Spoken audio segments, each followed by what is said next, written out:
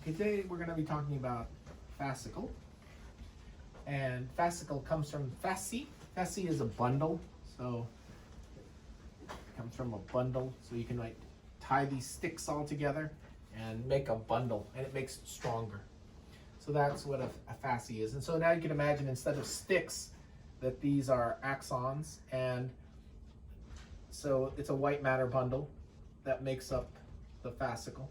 And the fascicles that matter to us in Neuro-Op are the medial longitudinal fasciculus, and that is also sometimes called the MLF, abbreviated MLF. So that is the medial longitudinal fasciculus. But all the cranial nerves that we deal with have a fascicle. So, for example, if you're in the pons,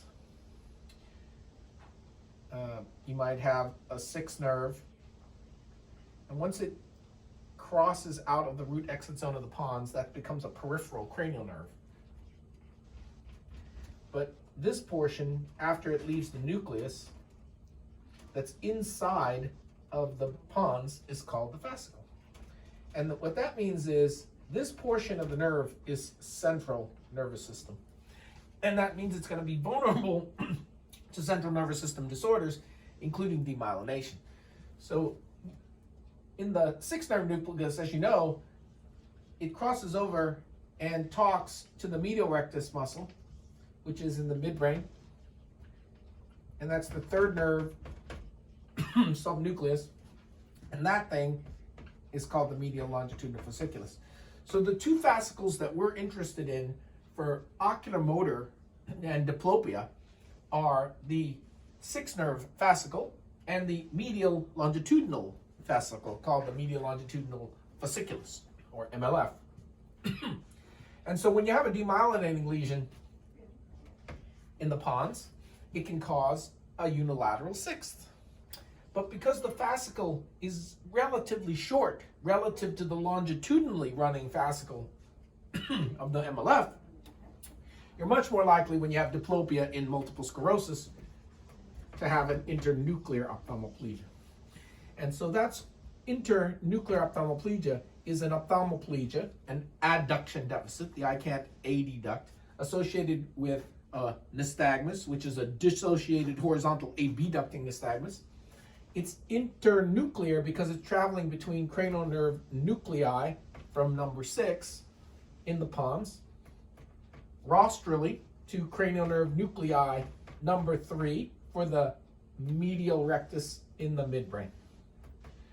And that means it's longitudinally long because it has to travel from the pons to the midbrain. And so as opposed to the fascicle of 6, where you really have only one demyelinating chance at hitting the fascicle with a demyelinating lesion in the pons, in an MLF lesion, we have multiple locations that we could hit the longitudinally oriented MLF.